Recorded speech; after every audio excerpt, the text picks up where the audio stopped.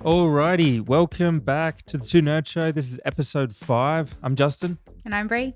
Today's going to be kind of a jam-packed one. We're talking about dieting. Now, this is something that Brie and I have had a lot of experience in. I feel like I've been dieting on and off for the better part of, a decade? Yeah, I'm still going. Me too. There's not many topics out there where I feel probably this confident in. Almost everything else I talk about, I get some degree of like imposter syndrome talking about it. When it comes to dieting, I feel super confident in at least the absolute foundational stuff. I mean, been doing this for a very long time. We've tried a lot of different diets. Ooh, testy. Tried a lot of different diets, had a lot of successes, had a lot of failures. Also, I've coached a lot of people over the years. It's kind of what got you into coaching, really. Yeah, Trying to work out what's wrong with us. That's the thing, because what used to be such a mystery to me, I didn't want it to be anymore, and I just I've always treated dieting and exercise and everything like that like a bit of just a big experiment. So I've tried a lot of things, but yeah, well, it did stem from just trying to work out why we struggled so much in the past, and why you've had your issues with weight loss and things like that.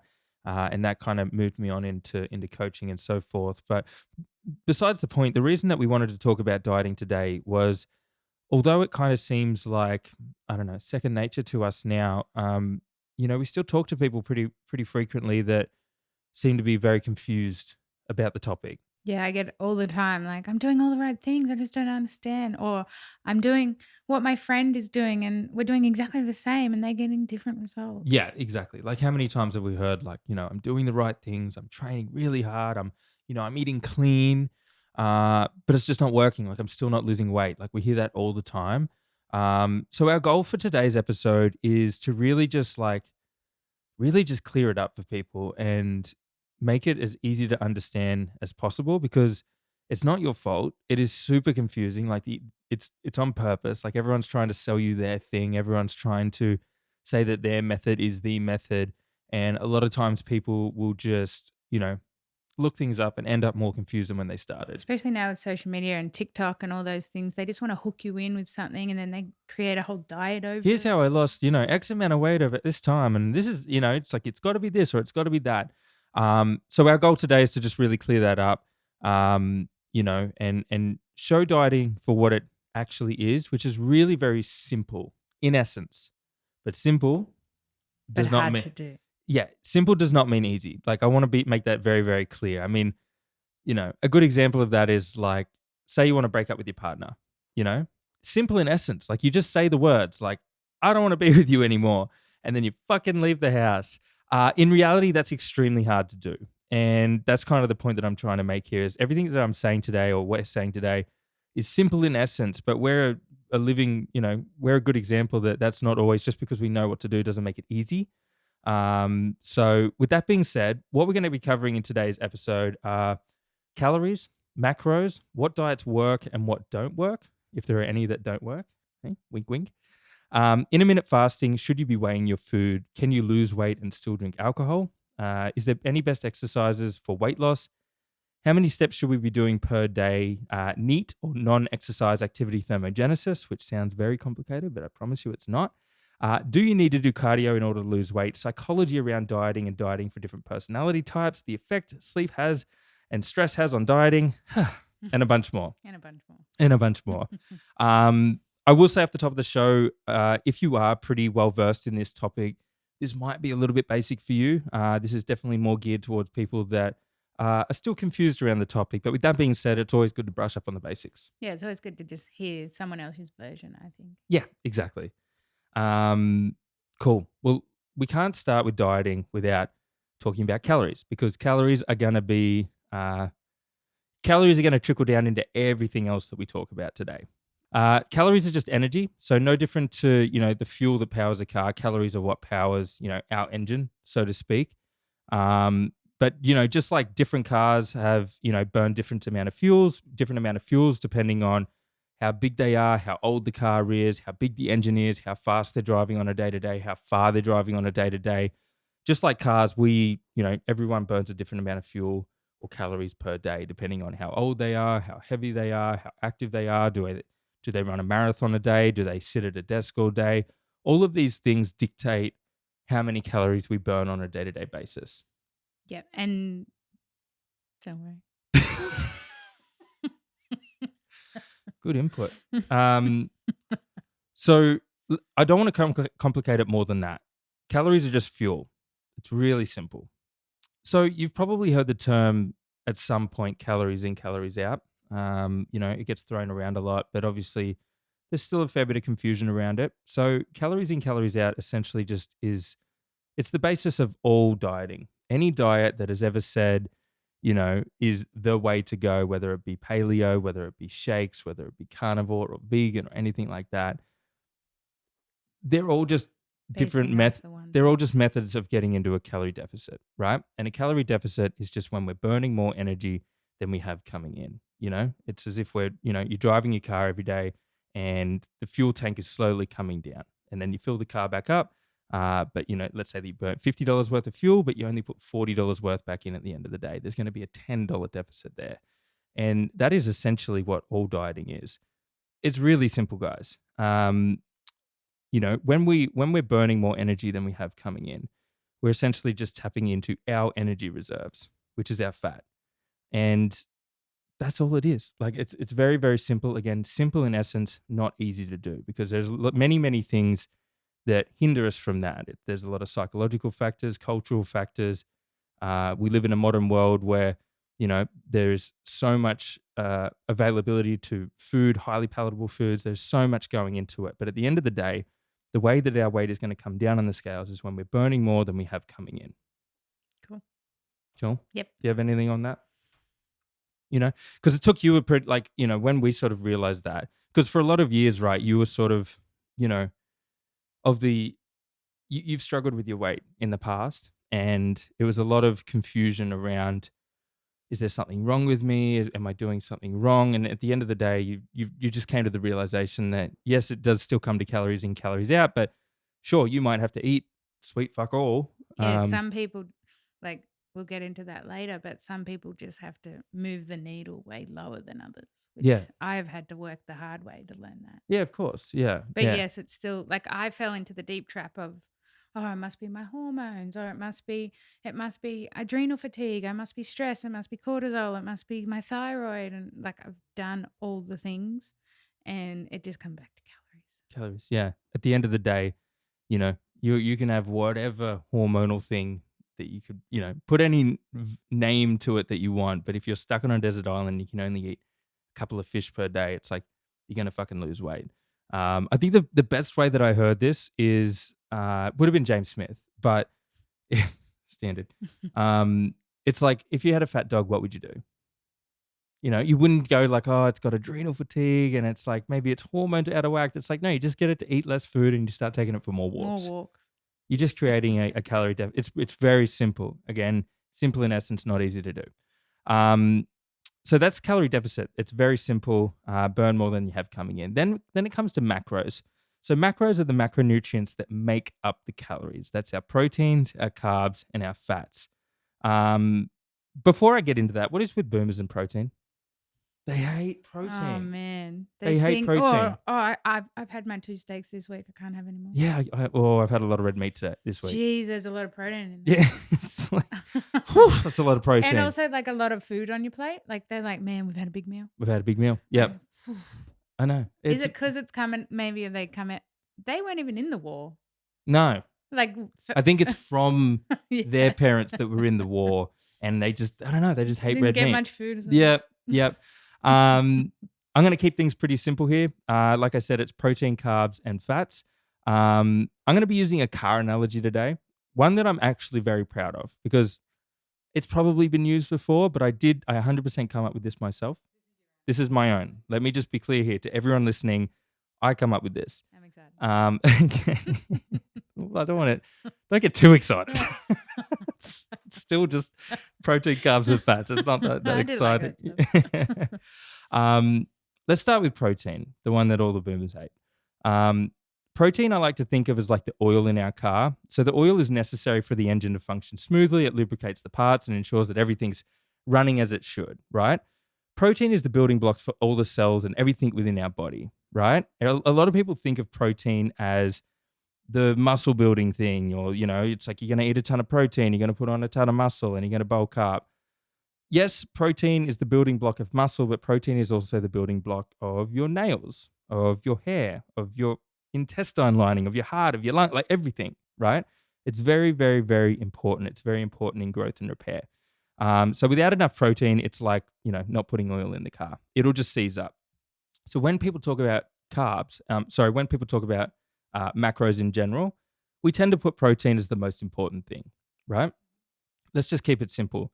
If you're dieting to some degree, or you want to start dieting, or you're a bit confused about everything, let's just make sure that protein is at the top of the list, because it's the building block of everything that we do. Don't just think of protein as muscle building. Then we go into carbs.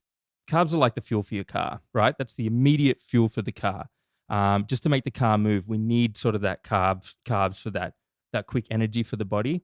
So I always like to think of carbs as just, as a fuel, or our preferred source of fuel. And there is another fuel source, which I'll get into in a second. But especially during like high physical activity, any sort of endurance work, if you lift weights or if you do anything, then carbs are going to be very much the fuel source that is going to be powering those things. So if you're ever doing anything that is of,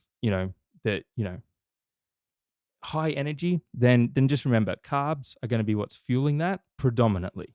Not totally, predominantly. And you can do it another way. You can do it another way, which I'm going to get into in a second. Not to be confusing. Not to be confusing here. This is where it gets confusing. It can do. It can do.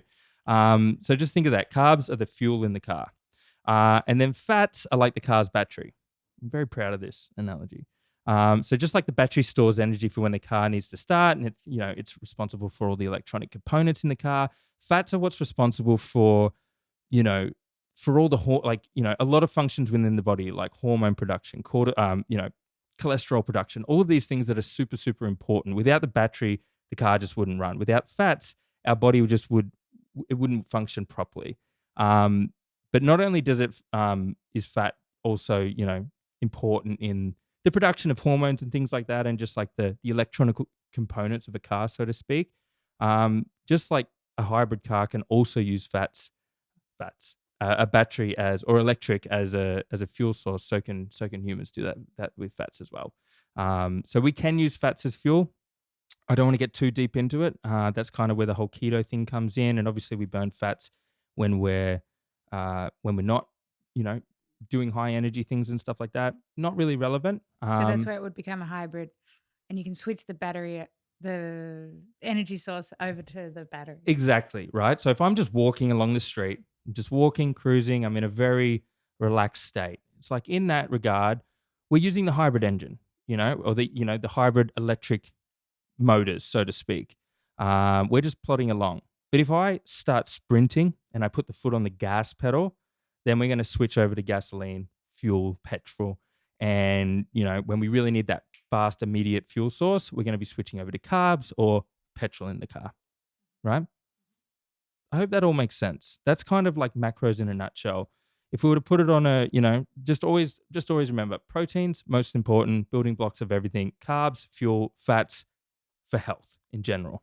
Very basic overview, but that's kind of the gist of it. Should we be tracking macros? Yeah. Yeah? Yeah. Yeah. I think it depends. I think that tracking macros and having an understanding of them and having an understanding of just calories in general, I think is a skill, an invaluable skill. I think that if everyone, let's say it would never happen, but like, let's just say that learning calories and macros was a part of like PE in school, I think we'd have a much less, I think we'd have a way, we wouldn't have as bad of a what am I trying to say here? Obesity epidemic. 100%. Imagine if for 6 weeks you had to track everything you ate as a kid. Exactly. Yeah. So interesting. And I want to be clear here that like there's a lot of talk around, should we be tracking calories? Is it good for our mental health? Is it bad for our mental health? I don't think you have to track it every day. I don't think you have to track it for the rest of your life. But if you do learn to track calories at some point, that is a skill that you keep in the back of your mind forever. And it makes it very easy to understand that it's like, oh, okay, I'm overweight currently. Um, I've once learned how to track calories. I know that I don't like tracking calories all the time, but I'm about to go into a season of just trying to trim down. Maybe it's after the holidays, something like that. I know what to do. I don't have to do it for the rest of my life, but I'm going to do a 12-week, or let's say, period where I'm tracking calories. And you have the skill to do that. So I think that you can, I think we should learn to track macros and have a basic understanding of them. um, yeah, I think people would be better off that way. Yeah, it definitely would help. Just overall, like we like tracking everything. Yeah, but it's something that I'm generally interested in, and I can empathize with people that aren't interested in it. I get that. I'm not. Yeah, like my own sister, she would go, "Oh, I'm not tracking calories." Yeah, of course. And obviously, we've learnt the hard way because we do need to track everything that we eat because I can put on weight so easily. So you just have to be careful with that. So that's why we do that. But I feel, yeah, if you don't need to do that at all. It's really you can manage what you measure. The way that I like to think of it is if if let's say that you're going to save up for a trip to go overseas, you probably usually don't track your finances. Most people that much, right? You check it every now and then, whatever. But when you're going just like, I'm going to save up for a trip, it's 6 months away from now, then you probably start tracking your finances a little bit more. You start, tracking expenses here and there, making sure that you're putting a bit of money away every week and making sure that you're cutting down on unnecessary spending, things like that. That wouldn't be classed as excessive, right? That's just a necessary thing to do. And I think the same as if you have an intention with something to do with your diet. If you're trying to lose weight, put on muscle, even maintain, like intentional maintaining, then I think it just makes sense to be tracking those things. And if it does become a bit of a mental health issue for you, then yeah, sure, then definitely don't do it. But I think that that's a very small subset of the population, and we shouldn't base everything off that. Yeah, I think it comes back to the podcast we filmed last week about goals. Like if you have a certain goal in place, then yeah, it definitely will help you Yeah. achieve those goals in a better I think outcome. the good way to think of this stuff is like, even with dieting, like it's like if you're on a certain diet or whatever, it's like it doesn't have to be forever. Like you can use things for certain periods of time, for seasons of life or whatever, that you're like, I'm gonna do this for the next 12 weeks. And then after I've done that, I'm gonna I'm gonna be less strict, and I'm gonna take the foot off the gas pedal and just go back to sort of intuitively eating or whatever it is that you might do. It doesn't have to be forever. It's just a good tool that once you have it, you have it. To understand it. Of course. Yeah, Yeah. 100%. Um, what diets work and what diets don't work, right? Let me be clear here that I've kind of touched on this already in the episode, but all diets work. Anyone who says that their method is the method, or anyone who says that calorie deficit isn't the way to lose weight or whatever, it's like I can say with 100% fucking conviction that they are 100% wrong. And even if they don't think that they're wrong, their method is still just getting them to a calorie deficit, even if they think that it isn't.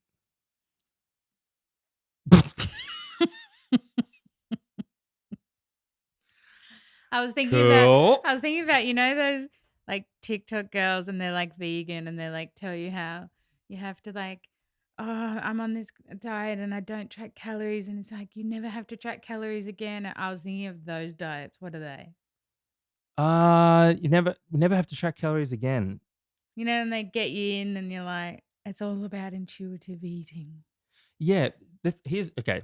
You just sort of sparked something in my mind, right? It's like the reason that people will say that their way is the way is just purely because it's worked for them. And maybe they have tracked calories in the past and maybe it didn't work for them, but they've found another subset of or a way of eating and it's just intuitive and whatever that might be. And then it's sort of this generic statement like counting calories doesn't work. And it's like, well, you can find about a fucking millions, hundreds of millions of cases where that isn't true.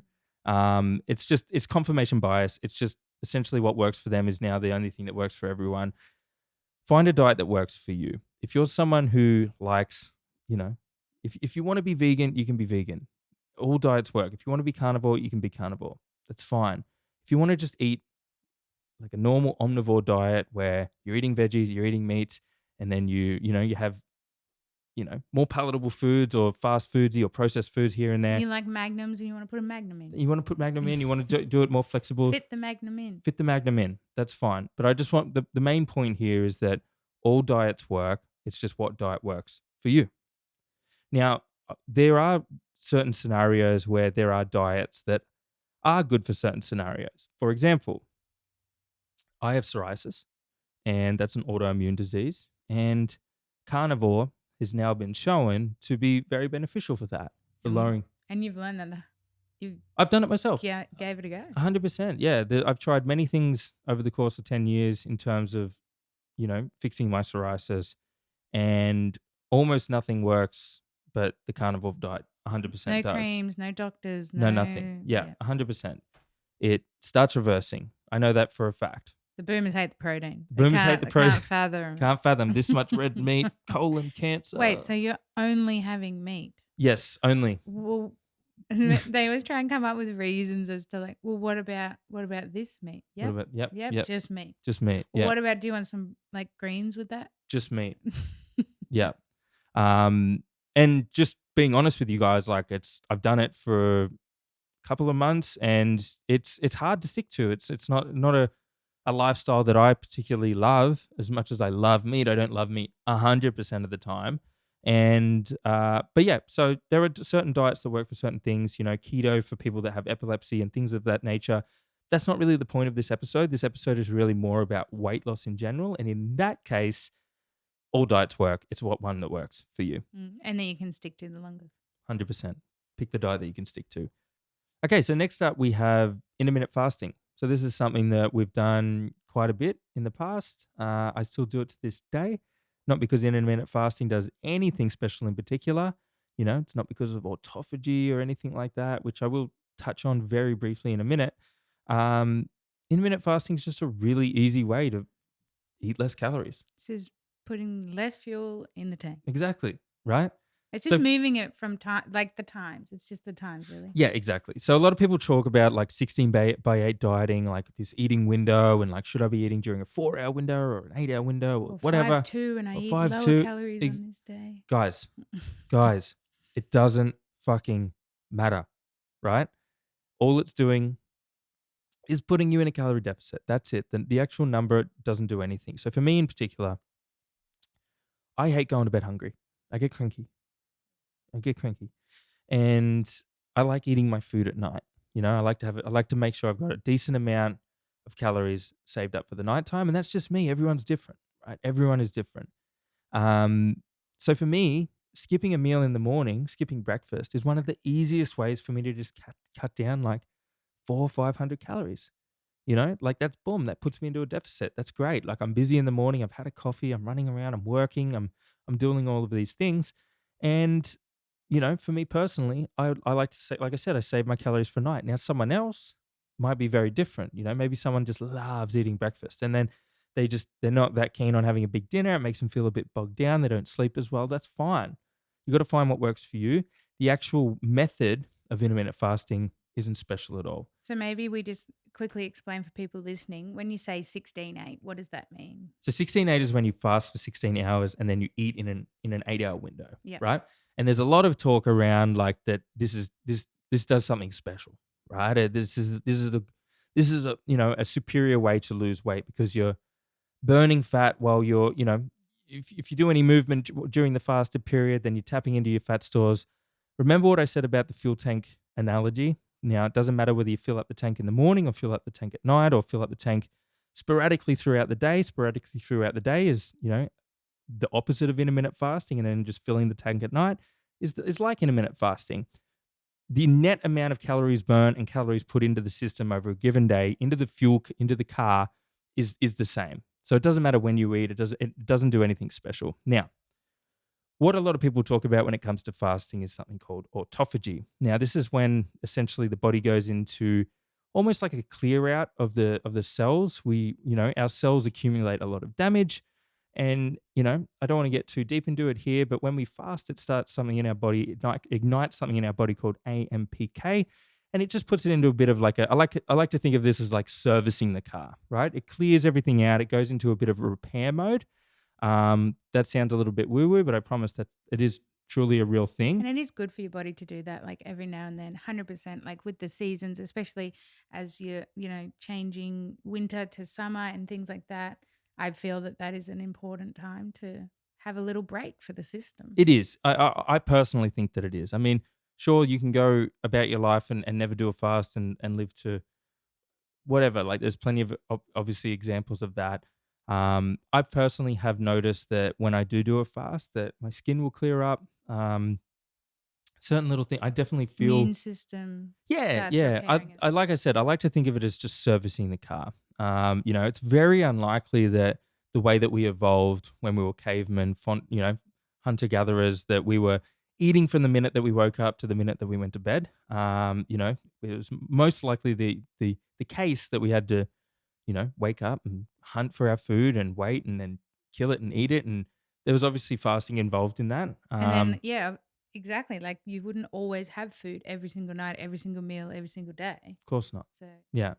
It's one of those things. Again, is it good for you? Yes. Can you live without it? Yes. If it works for you, great. If it doesn't, if you can't even, some people can't fathom not eating breakfast, oh, right? Like it's like, how funny are those people? yeah. To be honest, like I am like, because I haven't done it for so long, I just did that sort of 6 months of more eating, obviously in the marathon prep. When I started skipping breakfast again, I'm like, man, I'm fucking hungry. Which just shows how quickly the body, that doesn't take long to go. And a So quick note, you're not starving. you're not, yeah, let's be real here. When you've got weight on. Yeah, that is true. That is true. So that's kind of intermittent fasting. Again, there are different ways that you can do this. Another thing that I personally have found useful for me, can only speak for me, is typically with our lifestyle, we like to eat out a little bit more on the weekends. We're a little bit more social, a little less tracking everything. I find it very easy to track all of my calories through the week and be a little bit more strict. And then I find it quite handy, at least for me, to loosen that up a little bit. And if I eat a little bit less throughout the week, kind of a version of intermittent fasting, but just eating less through the week. And then I save up a bit more calories. I save money in the bank, so to speak. Gives Yeah. me a bit of breathing room on the Or weekends. sometimes if we knew unexpectedly that we had a big weekend of food, barbecues and things like that, on the Monday you eat less. Eat a little bit less. Again, what is it? It's easy, simple in essence. Is that what you're saying? No, calorie in, Calories? calorie out. Okay. Damn it, we've got to sync up Yeah. on these sayings. It's very simple, guys. I hope this is all kind of making sense, but at the end of the day, very simple. Let's talk about weighing our food. Again, it's easy to talk about being in a calorie deficit and just eating less and moving more. But if you're not, somewhat tracking the food that you're eating on a day to day, or don't have any really idea of how to do that, that can make things very difficult. To not understand how to do those things. And I do recommend just looking into things like MyFitnessPal and tools that can help you track calories and scan barcodes. Again, this isn't something that you have to do for the rest of your life. It's something that I enjoy doing. I enjoy this stuff, but if you feel like, I can't fathom doing it, I encourage you to try weighing your food and tracking your food for a month. Especially sauces and, like I don't think people quite understand the difference in just a few calories over every meal. I'm What that eating can I'm do. eating healthy. I'm eating, granola, and I'm eating berries with honey and an acai bowl on the weekend. And this is this idea that like I'm eating healthy. I'm eating, like, look at this. This is the colors of a rainbow. Great. Like, this is fucking amazing. Heaps of nutrients. Has nothing to do with weight loss, right? So that's where, like, I do encourage you, if you're listening to this, to try tracking calories for a month. If this is something that you are interested in or struggle with yourself, just give it a go. You'd be blown away with what you can learn in that month. Yeah. 'Cause, And exactly. What's in, like, even just a tiny bit, 200 grams of lamb versus 200 grams of beef is insanely different. insanely different. Yeah, But it's the exactly. same amount of weight and the same amount of food that you would normally eat on a plate. Yeah. And just to be clear, if this is very new to you, when you see something that is like, say it's 200 grams of beef, uh, let me be very clear here. That's not 200 grams of protein. I know it looks like it's mostly protein, but that'll be a mixture of protein and fats and sometimes carbs. But yeah, so again, this comes back to the skill of learning it. If you put 20 hours into anything, you can be blown away with how much you can learn. So if it's something you want to learn, just give it a go for a month, and yeah, then you'll be blown away with just how easily you can look at foods, then be out without having to track calories, go out for lunch, and make really good informed decisions on what is going to be the best for you in that season of your life. Cool. Can you lose weight and still drink alcohol? The short answer is yes, you can, 100%. The longer answer is it's probably going to make it much more difficult. And again, harder to track. Harder to track. It's just it's easy to have beers on the weekend, wines with dinners, whatever that might be. And it just makes things more difficult. Well, it could be the reason that you're not losing weight. Oh, easily. Because like, you're not you forget that that's even a trackable let's thing. use this as an example. You're someone who you're pretty good through the week, like we said. I'm eating right, I'm training really hard, I do all the right things. But on the weekends, I'll do a couple things. I might go to a lunch with the girls. I'll have 5 or 6, maybe 4 cocktails or whatever that might be. Jeez. Jesus. And then I go for dinner, and then I'll have a few more drinks. And like in that scenario, that is easily the difference between you being in a deficit for the week and not. Like easily. Let alone forgetting the drinks that you did have or the shots. Yeah, exactly. So yeah, definitely can 100%, but it will make things more difficult. Not only that, when we drink alcohol and we eat food with that alcohol, our body's trying to essentially metabolize that alcohol. It prioritizes it over everything else. So when we drink alcohol and then we have that sausage roll or we have that pizza or we have those chips, whatever that might be, we're a little bit more likely to store that as fat because the body's working on metabolizing the alcohol out of our system while we're eating that food. So it's something to keep in mind. But again, it just all sort of adds up to the fact that yes, you can, but it's going to be much more difficult. When you taught me that, I was so like blown away about that. Yeah, I it was like, sucks. it's always it's the only time you eat bad food. Well, if you got a big hangover too, it's like, all right, we're having KFC the next day, we're doing this, we're doing that, and it's like that really can derail your progress 100%. Which makes sense. Your liver is in such overdrive right now trying to digest this poison inside your body. Yeah. It doesn't have time to digest that Hey, KFC. mate. It goes, I'll put that over there Mate, for later. I'll easy store that KFC for later. Like no dramas. Save that for Ron. Yum. So yeah, something to keep in mind. You can 100% lose weight, but just keep in mind it's going to be much more difficult. That kind of wraps up the calorie portion of this podcast. That's kind of covered what calories are, what macros are, what diets work and what diets don't, everything like that. That kind of moves us now a little bit more into sort of like energy balance, and sort of more so like the burn. How do we burn? And like, because obviously there's consuming foods, and that plays a major part in this whole equation. The most by far.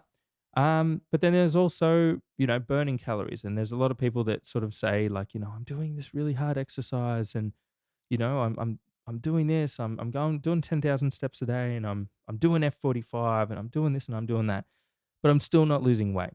And the reality is that exercise plays a very small part in the amount of total energy burn that we burn on a given day to day, right? The least, actually. The least. Something that I sort of forgot to mention with the car analogy is that we still burn fuel when the car's just idling, right? You could not get up one day and you still burn. You still burn, yeah, 100%. Your heart's still beating, your lungs are still breathing, your brain's still thinking. You're still burning a lot of calories, even if you're in a coma. So that's something just to keep in mind. Exercise, we like to think of it as this major part of our weight loss journey, and it can play a part. It definitely accumulates over time. But the reality is we're focusing on 1 hour a day when there's a whole lot of rest of the day that we could be focusing on in terms of burning more calories. And I'll get into more of that in a second. But the reality is that a lot of people will like to say is there a kind of, their way is the best way when it comes to weight loss, whether that be F45 or Pilates or whatever that might be. And it kind of comes back to the diet sort of confirmation bias again.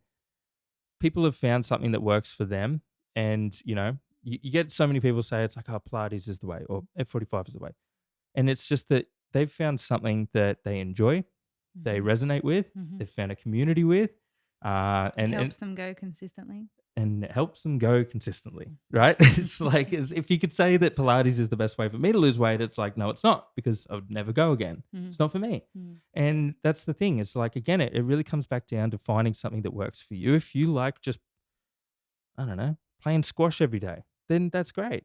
It's going to be just as good. Like, we don't burn many calories during exercise, during gym sessions and things like that.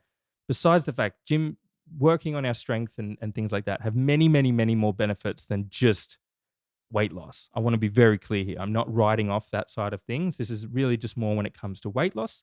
But yeah, exercise in itself doesn't play a huge role. You're much better off focusing on the foods that you're consuming, the calories that you have coming in, and then something called NEAT, which is something that we're going to touch on in a second. My favorite thing. Yes. It is very handy. So NEAT is Secret. the secret sauce. This is very, very, very helpful for people that are trying to lose weight. So NEAT is our non-exercise activity thermogenesis. Essentially, all the movement that we do outside of exercise, walking, sitting, fidgeting, talking, moving around, just all these little things. This adds up to a lot of calories, right? Just lifting your arm. Lifting, tapping my That's the toes, thing. tapping my toes. All of these things add up to calories burned, and people would be very, very surprised as to just how much that is. It is much more significant than just an hour's worth of exercise. And I always say it's like we always focus on this 1 hour of exercise where you're awake for 16 hours of the day. Like, if we can focus on being a little bit more intentional with those 16 hours, maybe standing a little bit more, making sure that you're, taking the stairs instead of a lift, going for a 10-minute walk after lunch, maybe parking the car a little bit further away when you go to the shops. All these intentional little things do genuinely really fucking add up. Like, And how's when you park the car further away in the further car park, and you're doing it for exercise at the start, but now that we just choose to park over there because it's always empty. You don't have to look for a park. It's always empty. They've got all these fucking lazy bones. It's like going round and round and round and round trying to find one near the front door. You really don't care, and it's just, and boom, you're in the shops. Yeah. It takes less than a minute. It takes less than a minute. It really does. And like I said, guys, if you can take anything away from this podcast today, that is that if you focus on the 16 hours rather than the 1 hour that you're in, whatever class you're in, whatever gym you're doing, whatever that might be, that can really make a significant difference. I mean, just standing as opposed to sitting burns around 30% more calories. So let's say that you're someone who's like 85 kilos, right? You're 85 kilos and you decide to stand as opposed to sit for your 8 hours at work. Now, I know that's a long time, but it just for example's sake, if we were to do that as an 85 kilo person, we actually burn about 312 calories more than if we were sitting. Now, let me be clear. It's probably more than you'd burn in a gym session. Yeah. For real. Yeah. For real. It's about that. Roughly. Again, we don't know for sure. We're just going off fitness trackers and they're very inaccurate, but whatever. So my point being is if you can stand for a lot more of the day, I truly believe that sitting is the biggest enemy of weight loss. Yeah, I've been standing this week and it's not even bad. If you don't have the chair there at all to even tempt you, you're fine. Yeah, you're fine. You're fine. Yeah. Yeah, you just kind of get used to it. But if the chair's there, I'll sit. Do you reckon you'd ever get a walking desk? Yeah, I want to get one. I don't, but you don't like walking with doing things, yeah, true, I do. You hate doing those things. So I would find it difficult to work, I think, or do any substantial deep kind of work. Maybe I could fluff around, but yeah. So that's sort of neat. Non-exercise activity thermogenesis. And trying to break it up into the day. So if you're looking at the 16 hours over the day, don't forget, even we're bad for this sometimes, is after, you have your 90 minutes of work and stuff like that, just get up, go have a drink of water, go to the bathroom, go for a 5-minute walk, go in the yard, go somewhere. Just 5 minutes even will do. These things add up. These things really do add up. So, yeah, if you're someone, this is really very relevant if you're someone who sits a lot. if you can be very intentional with the time that you can be, A good habit to get into, very good habit to get Just into. that 5 minutes of getting up is just so important. Yeah. Like it's crazy. It's good Yeah. for your head. It's good for the body. Yeah. Highly recommend. Which takes us on to everyone's, onto steps, which is kind of a very easy way to increase our NEAT. You'll often hear people sort of recommend 10,000 steps per day, which I do personally. Like I will try and aim for 10,000 steps as a minimum, even if it's a day that I know that I can't maybe make it to the gym or whatever that might be. I'll still try and, get to 10,000 steps. Now, is 10,000 a magic number? No, it doesn't do anything special. It's just an easy number to remember. I had a So magic number for weight loss for myself. what do you mean? I had a magic number. Like for me, when I was losing all my weight, what would really help with me was if I knew that I hit 20,000 steps every Oh, day. sorry. I didn't know what the fuck you were talking about. I had a magic number. That is true. Yeah. So yeah, when you were hitting 20,000 steps, like it's so much energy burnt that it's almost very difficult at that point to overeat. When you're doing 20,000 steps per day, which actually does bring me on to a point that I wanted to talk about today, which I found super interesting. They've done sort of studies on modern tribes, like there are tribes called like the Hadza, and they're kind of the closest thing that we have now to what humans were as hunter-gatherers, right? They're still very much cut off from society. They hunt game every day. They Oh, they're still here now. yeah. This is like Yeah, this is now. they're They're out there. they're out there, man. They're 100% out there.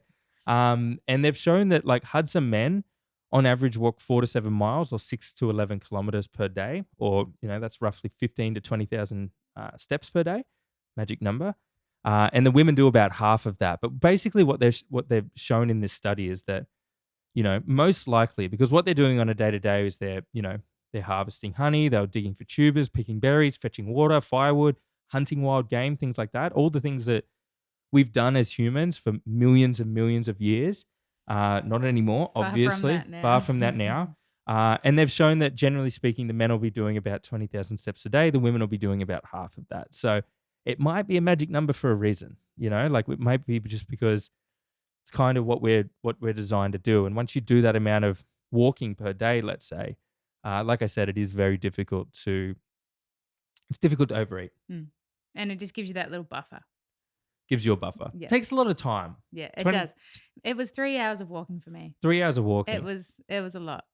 But I will say, like something that I've done in the past, which was a little bit more easy due to the nature of my work at the time, but when I was coaching a lot of clients and stuff like that, I just made it a habit that anytime I had a phone call with a client, it was like, get up and walk. So I would do like maybe an intentional walk in the morning, 1 hour, let's say, and then I'd have some client calls throughout the day, get up and walk around. And then by the time nighttime came around, I'd usually only have to do a half an hour walk after dinner and I'd hit that 20,000 steps. So spread it out over the day. Again, 16 hours, not 1 hour. Exactly, 100%. Okay, do you need cardio in order to lose weight?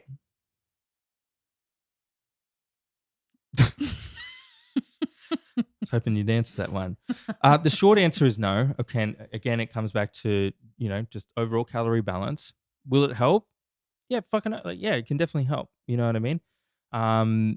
You don't need to, just because you start wanting to, lose some weight or whatever, start doing hours on the treadmill or anything like that. Like anything, it can be a handy tool. I know for me this year, just training for a marathon and stuff like that, just purely because I was doing so many kilometers that my weight came down pretty naturally without me really having to try. Now I had to stop after a while because I was in such a steep deficit that it was really affecting my performance and things like that. So I had to obviously increase my calories and stop that deficit. But yeah, for me it was a very, very useful tool, but absolutely not necessary. Okay, so the next thing that you might hear thrown around quite a bit is something called starvation mode. People love to throw around starvation mode. Now, I want to be clear here. Starvation mode, not a thing. Like you can, like I said, if you're stuck on a desert island, you are not going to go so deep into starvation mode that you start storing fat and things like that. No, of course not. You're going to fucking You're gonna Well, you starve to death and you're gonna well, die. you haven't eaten for a few hours and you're gonna starve. Yeah, No. no, it doesn't work that way. Now, I will say that bringing it back to the car analogy, what do we do when our fuel tank's on low? We slow down. Maybe you roll up the windows.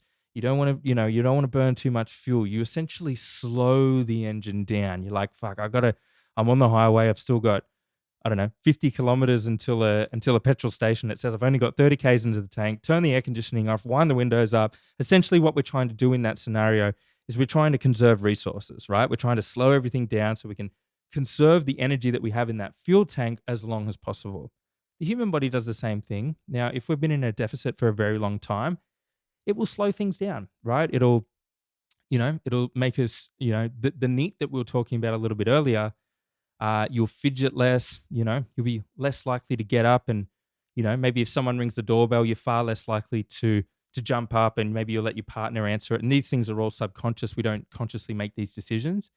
And it'll slow your metabolism down and things like that. Just on that note too, like I'll yeah, I can say that firsthand. When I was on really low calories, you just don't want to go to the gym. You don't want that's where it like bites you in the ass the other way too. Like I physically couldn't be bothered to do the extra walking and Yeah, like you just don't want to. of course. Yeah. And that's your body trying to save you because it doesn't want to be uncomfortable. Well, it doesn't want to burn through its fuel sources. Like, again, if we're on a desert island, you've only got the fat on your body that you're surviving on and you're using as energy, because again, we still need energy no matter what, even if we're just sitting and not moving.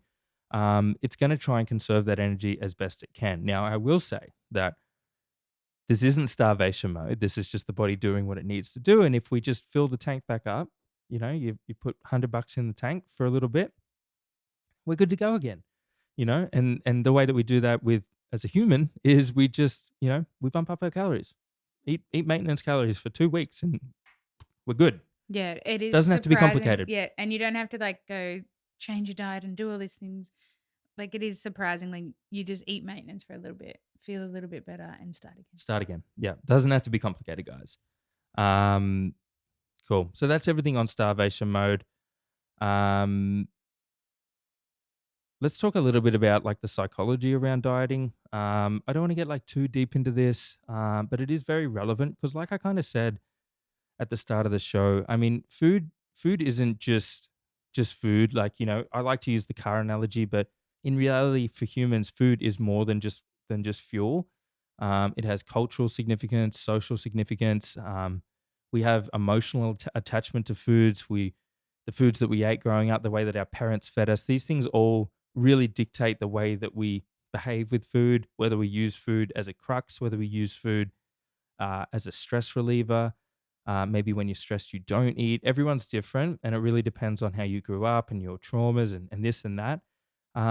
So it is worth looking into that side of things and having a bit of a self reflection and thinking, what do I do when I'm stressed? Do I stress eat? I know for me, I stress eat Yeah. 100%. That's me to a T. I wish I And was one of those people when I was going through all my stress well, I would not eat and then I must have ate somewhere. yeah, Now that I know what I know, yeah, yeah, yeah, I yeah, had yeah. to have stress eaten somewhere. Oh yeah, of course. Like, again, it's Ate stress now. eaten. Don't get me wrong. Stress you know, will make dieting more difficult. It will make you know it far more difficult to stick to a diet, or it'll make it the body is just not working the way that it should when we're in a chronically stressed state. That is a fact. But also, you can't make something from nothing, and you can't just magically store calories as fat stores if they weren't coming in a surplus somewhere. So, again, it's if we're super stressed, we're chronically stressed, we are going to be stress eating. Well, some people are going to be stress eating somewhere, and it's just obvious that that's more than we think. You know what I mean? Yeah, and I think going back to what you were just saying before with the psychology of it, I think it's important, yeah, like you said, to just note it down, recognize your own patterns. Don't be too hard on yourself because it is a pattern that you've got yourself into, Hmm. but it can come out of it. You Yeah, can you can slowly come out of it or, remove yourself and it just takes discipline, really. it takes discipline. And look, as much as we might stress eat and things like that, at the end of the day, it's not the stress making us pick up the Oreo. That is still a conscious choice. And we still do have to be disciplined in these scenarios. Now, there's nothing wrong with having an Oreo. There's nothing wrong with, using food as a way to relax you sometimes. But if it is something that is genuinely stopping your progress, then you have to recognize that and you have to own it. You have to take ownership over the decisions that you make and not blame the stress. Will also fix the stress, and it Yeah, might come, like of course. look at Yeah, the root cause, yeah, not just absolutely. X, Yeah, yeah, 100%. So when it comes to the psychology of dieting, there's a lot in it. I mean, like I kind of have touched on already, we live in a world that is absolutely geared towards making us obese. I mean, there's dopamine fucking spiking foods left, right, and center. There's advertise. It is more difficult than it has ever been to be a fit human being and not be obese and things like that. But at the end of the day, it really does come down to education and discipline. And once you know these things become much, much easier. Let's talk about all or nothing personality types. So something that I like to say, there are two types of people. This is just something that I've noticed within myself, within Brie, and within many, many clients. I like to say that, I personally am not of the, cut any kind of foods out in order to lose to lose weight. I think that if we can have a well-rounded approach, that's, at least in my experience, been the most beneficial way. There are going to be exceptions to that rule, but that's just kind of what I've noticed. So I do say that if possible, if you can fit in foods that you enjoy, whether that be a piece of chocolate, whether that be some chips, or whether that be a burger here and there, I think that personally is a really, really good way to go. However, there is a side of this coin that I kind of fall onto, which is they can't just have the one row of chocolate. They can't just have the one chip from the chip packet. They end up eating the whole fucking thing. So if you're listening to this and it's worth having a think about what side which of that. one are you? Which one are you? You Where know, I can put a block of chocolate in the fridge, and I can have it'll one last you piece. for a month. Yeah. It'll last you for a month, and then you come in one day and then it's gone. It's because I ate it all. And I'm like, where's it? So yeah, I personally like to not cut out anything. But in saying that, I do 100% understand that there are people out there that if they do try and incorporate foods that they really love, and generally speaking, that's going to be foods that are more highly palatable, chocolate, sugary things, high fatty things, whatever that might be, and that can really derail their progress. And I think a good point here also too, if you struggle with discipline and you're still just starting out and things like that, like just don't have the option. Like it's like we do with Daisy when she's training and think like if you just don't give her the option of to have that toy or rip that up, like just don't give them the option. 100%. So like just make sure your fridge doesn't have chocolate. Yeah. If that's because your body will want to reach for if it sees a chocolate in the fridge, it's Of course gonna you're gonna want want to it. reach for If you're it. in a deficit and you're gonna be hungry. let's just get that out of the way. If you're dieting, like hunger is a part of the journey. It just is. You have to own that and just accept it. So if you're really hungry, just think logically, should I have this food in the fridge? Probably not. And you're going to open the cupboard 100 times a day. And if you see the chocolate in there every time, you have to be pretty strong to not eat it. Absolutely. Yeah. So just remove it out of the Yeah. equation. And I don't fall into that category. Let's talk about the effects that sleep and stress have on diet. We've kind of already touched on stress. They almost fall in the exact same category. If we're not sleeping great, we're going to have a really hard time dieting. Really, really, really difficult time dieting. Not only are we going to be far less likely to be able to stick to the diet, we're going to be much more likely to binge. Our willpower goes down. All of the things that are going to help us stay on track when it comes to sticking to a diet long term become much, much, much, much, much, much, much, much, much more difficult when we're not sleeping. So that's something to definitely keep in mind. The other part of this, when it comes to sleep and dieting is if we're consistently not getting good sleep, let's say that you're only getting 5 or 6 hours per night, you'll still lose weight on the scales. Let's say that you lose 5 kilos on the scales. You'll lose that no matter what. It's just that if you're not sleeping properly, that weight is far more likely to come from muscle as opposed to fat, which is obviously not desirable, right? So that's something to keep in mind. If you want to lose weight, you want to be making sure that you're able to stay motivated, have good willpower, stay on track for a long time, and the weight that we lose actually come from the things that we want it to come from on our body, then make sure that you're prioritizing sleeping. And also, is that when you're sleeping, the regenerative of your cells at the same time? It regenerates. Yeah. It regenerates. Not too sure what it's got to do with, but it's good. Okay. It does. Yeah. I'm Um, not the coach. Can you tell? you're doing good, doing I'm the good. client. Yeah. Long-term client, longest client I've ever had. Um, okay, cool. Want to touch on this very briefly. There's a bit of a snowflake mentality getting around when it comes to counting calories and dieting in general. A little bit of like a Gen Z, I can't count calories. I can't do it. You don't need to, Um, honey. yeah. Is that what they say? Um, I don't watch those shows. listen, there's going to be a time and a place for counting calories. I've said this again. I don't want to repeat myself too much. Do you need to do it for the rest of your life? Probably not. If you're not a bodybuilder, if you're not someone who wants to be like 6% body fat, chances are you can probably get away with not counting calories your entire life. But if you're someone who needs to lose weight, who wants to lose weight, who wants to gain weight in terms of gaining muscle, this isn't just weight loss. If you're someone who wants to do that, then it really doesn't make any sense to be intuitively doing that, at least in my opinion, unless you've earned those stripes. You have to earn the stripes of intuitive eating. You have to learn Learn the what is skills. in these foods. Like you can't ask, it's easy to say, like, oh, just intuitively eat. But that's only because you've learned how to count calories. And if you are someone who it does upset you mentally or mess with your head by counting calories all the time, then sure, don't do it. But for most people are obese. Let's just be real here. Statistically speaking, the majority of populations in the Western world are obese. Now, those people, I can guarantee you, would benefit from counting calories. Yeah, cool. Um, Probably another one to touch on here as well. Like, what are your thoughts on weighing yourself every day? I personally like doing it. I am of the and I'm of the mindset that we can manage what we measure.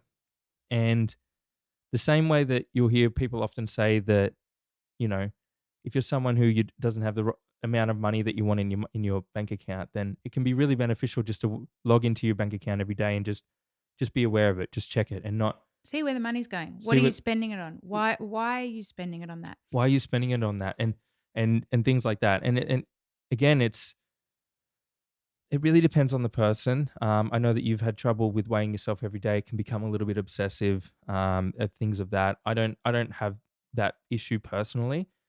So I like doing it. It just keeps me in check, and I can see it's like, all right, we're starting to creep up a little bit here. I'm just going to, Which it is very valuable for me at the moment. Like since going from no like 800 calories to, I'm creeping back up to 1200 to 1500. I feel that per day, I feel that being able to weigh myself is giving me that relief to make sure, even if it does go up, I just eat a little bit less the next day, and learn over the week that like it's an average. it's an That was the average. hardest thing for me It's to an come average, to. and then if you see a little spike, once you learn these things and you do it enough, you understand that spikes are very natural. It depends on our water fluctuations, what we eat, what we don't eat, and things like that. The carbs you eat equal Of water. course, how much Me food you have learning that in. that was probably the hardest thing I think was Yeah, for me was understanding the fluctuations. understanding that fluctuations are a real thing, and that weight is just the relation that we have to the fucking earth underneath us. It's not an everything and like, you know what I mean. So I think I think if you're someone who is I think if you're someone who it gets away on you, it's like, oh, I just can't believe it. I'm just feeling a little bit. I don't know how that's happened. Whether and then especially if it's after the holidays or something like that. Again, once you have the skills of learning to count calories and you implement everything that we've spoke about on today's show, and and understand that if the weight does go up, it's not a very scary thing. You know what you need to do. You just need to bring down your calories down a little bit, increase your NEAT, increase your movement overall, and just get into a deficit. It doesn't have to be this big scary thing. So I think that it really depends on the person. Personally, I do it. I like to do it every day. It's just a part of my mood. I don't even think about it anymore. It's just I just jump on and I just have a quick look and I go about my day. I definitely do it every day when I'm trying to achieve something in particular, whether it be weight loss, weight gain, whatever that might be. But yeah, even personally, when I'm trying to maintain, I'm kind of intentionally trying to maintain. So I'm kind of like, is it staying at the same number every day? And so that really depends on the person. I personally find it very helpful. Well, that about wraps up today's episode. I feel like we covered a lot there. We could have Very went informative today. very informative Different today. A format. little bit of a different format, but we just felt like it needed to be said. But yeah, with that being said, we love you guys. If you make it to this far in the show, appreciate you, Yay. and we'll see you next week.